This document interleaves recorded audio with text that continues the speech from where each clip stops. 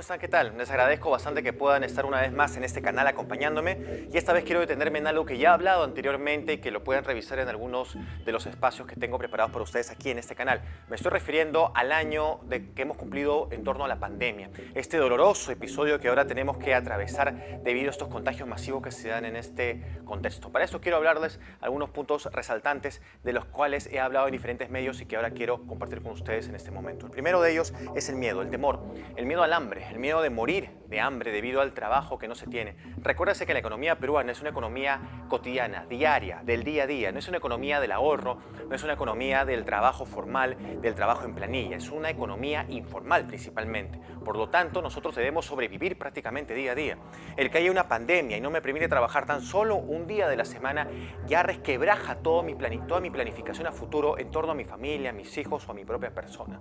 Ese es el gran problema al que nos enfrentamos, ¿no? La salud mental debido a la contingencia y no saber qué va a ocurrir en el futuro. Muchas personas que pensaban viajar, que pensaban trabajar en el extranjero, que pensaban estudiar en el extranjero, personas que pensaban hacer muchas cosas en torno a estos aspectos, ya no lo pueden hacer más, o al menos no saben qué puede suceder a futuro. Esto es lo que hemos vivido durante este año que ha pasado tan rápidamente que siquiera nos hemos dado cuenta.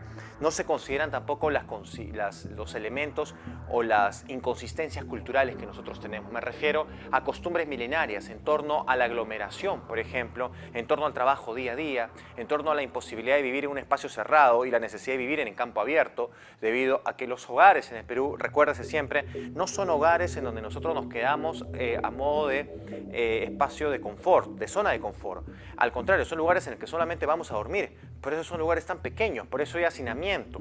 Las personas se educan, trabajan y viven día a día en las calles. Esto es algo que no se consideró en torno, no a una costumbre de ahora, sino milenaria, dado que el migrante, del cual muchos de nosotros somos hijos y algunos de primera generación, nos hemos acostumbrado al campo, a vivir fuera de casa y la casa solamente es para dormir. La ONU señala que esta economía debe cambiar. Ya a mitad del año pasado lo dijo, ¿no? Esta economía ha demostrado que debe cambiar, debe caracterizarse más por la solidaridad. Sin embargo, somos conscientes de que hay una competitividad egoísta, en donde no interesa el otro. Lo único que interesa es que seas competente y si tienes que vencer al otro, lo vencerás, muy a pesar de que el otro se empobrezca o de repente hasta no tenga que comer. La ambición destructiva por parte de determinados agentes económicos que no les interesa pasar por encima de las personas, desemplearlas o incluso dejarlas en una situación sumamente paupérrima con tal de tener mayores réditos personales. O el individualismo agresivo, en donde nos damos cuenta que ya no hay solidaridades, ayudas o colectividades en torno a un modelo que en realidad nos está golpeando, como se ha demostrado en este contexto, ¿no? Las solidaridades que hemos visto en estos tiempos también son segmentadas. No son solidaridades que en buena parte nos demuestran que todos actuamos como conjunto. Salvo algunas excepciones muy importantes, no son solidaridades en torno a personas en un ámbito generalizado, ¿no? También debemos entender que no nos reconocemos en la calle debido a esta cuarentena. Estamos perdiendo la capacidad de reconocernos los unos a los otros. Recordemos que la socialización se da cuando yo me reconozco en torno a los ojos de los demás que me reconocen a mí y viceversa. Entonces, esto está generando un retroceso en el proceso de socialización, principalmente en los más jóvenes y en los adolescentes, en los niños. Sin embargo, también en los adultos, ¿no? El tema también de la familia. Poder entender que no hemos avisorado familias menos patriarcales, sino todo lo contrario, familias agresivas, familias patriarcales, familias violentas, familias en donde nos hemos dado cuenta que el feminicidio, la violencia doméstica es cosa de todos los días.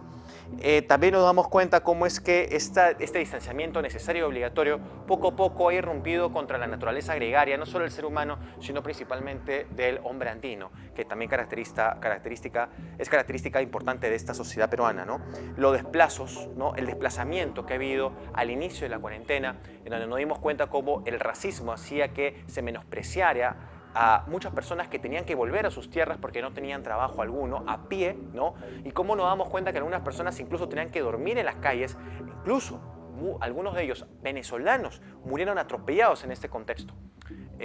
A esto llevaba la pobreza, la discriminación y el racismo hacia los propios y también hacia los migrantes venezolanos, la xenofobia que se reflejaba hacia ellos debido a la inconsistencia de no poder tender una mano, debido a que no son ni familia, ni conocidos y menos aún son peruanos. Entonces aquí hay problemas muy graves en torno a lo que nosotros consideramos como la humanidad. Han pasado 110 años después de la matanza del Putumayo, del genocidio, del oro blanco, del caucho, y nos hemos dado cuenta cómo las partes de la selva, las comunidades nativas, como es el caso de los Shipibo Conibo, fueron golpeados terriblemente en nuestra sociedad. Y nos damos cuenta cómo es que no hay atención. Por un lado, no hay atención médica hacia ellos, no hubo atención médica, lo cual generó muchas muertes, que hasta el día de hoy no dilucidamos cuántas han sido en sí debido al COVID o a la ineficiencia e incapacidad de la oferta de salud del Perú. Y dos, debido a que no hay una oferta intercultural en torno a las personas que temen o desconfían de la salud occidental. No hay ni uno ni otro. Ha habido un desconocimiento o no ha habido una aproximación. 20% de la población vive con menos de 352 soles al mes. Fue una investigación que se hizo a mitad del año pasado. Menos de 352 soles al mes. Y 20% de esa población no tiene refrigeradora, ¿no? Entonces nos estamos poniendo a pensar, ¿qué estamos esperando para cambiar este modelo? Estamos a puertas de una elección presidencial. Y hay candidatos, en efecto, que están pensando o están señalando o prometiendo que el Estado va a tener una mayor posicionamiento en esos elementos, en esas ofertas de salud, ofertas de educación, ofertas de lucha contra la pobreza. ¿Lo hay? Y si lo hay, ¿cuánto sabemos de lo que piensan o van a hacer?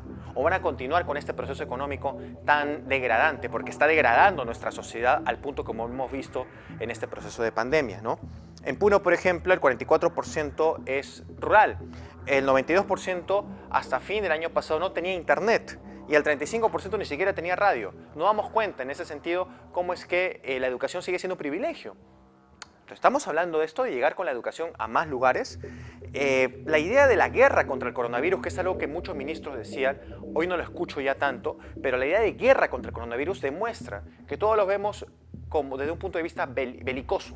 No lo vemos de un ejercicio de la ciudadanía, lo vemos como un ejercicio violento. La guerra es ir a atacar y matar, no es un ejercicio ciudadano entre todos, de discusión, de debate, de liberación, es una guerra. Entonces eso demuestra la poca visión ciudadana que se tiene en torno a los peruanos y sí una visión mucho más, de repente, vertical, mucho más autoritaria tal vez.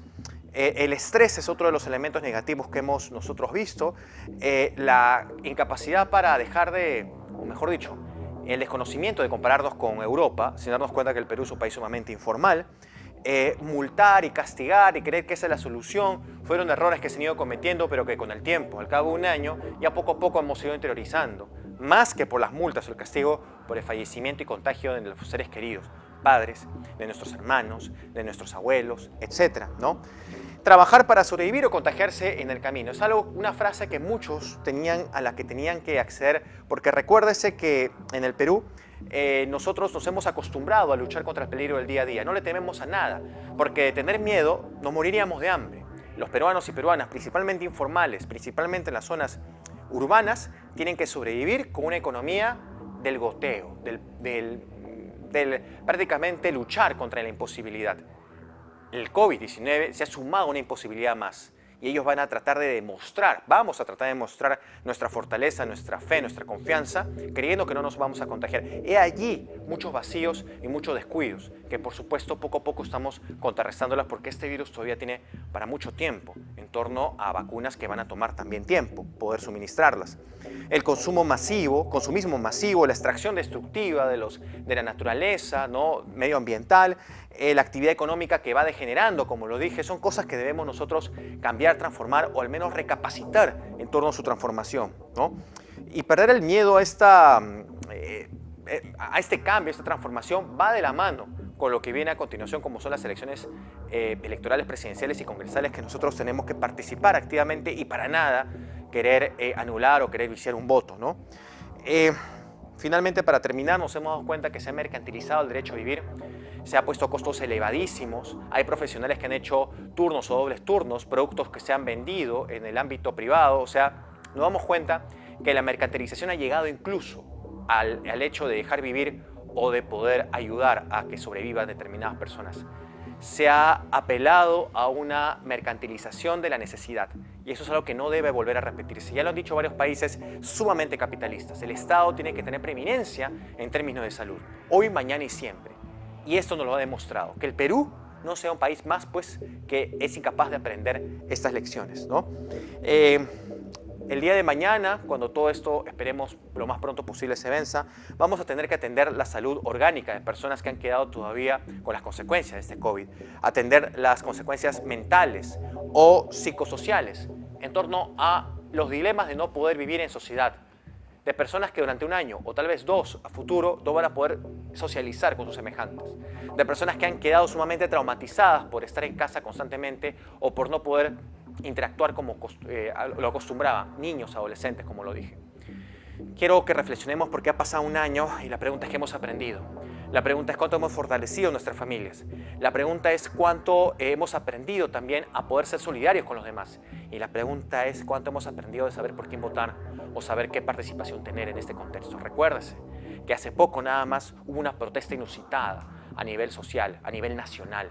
Y esto se debió a la incertidumbre y a la total crítica contra un modelo que durante 200 años no nos ha ayudado, con sus cambios, transformaciones y demás, sigue siendo algo que no nos ayuda para salir adelante como sociedad en torno a esta discriminación, a este patriarcalismo, a esta corrupción, a esta injusticia social. Les agradezco por ver este video y por favor síganme, compártanlo, denle like al video, pueden comentar también y pueden seguirme en Facebook, redes sociales, del fanpage, también en el Instagram y en el Twitter. Muchas gracias y los veo hasta la próxima.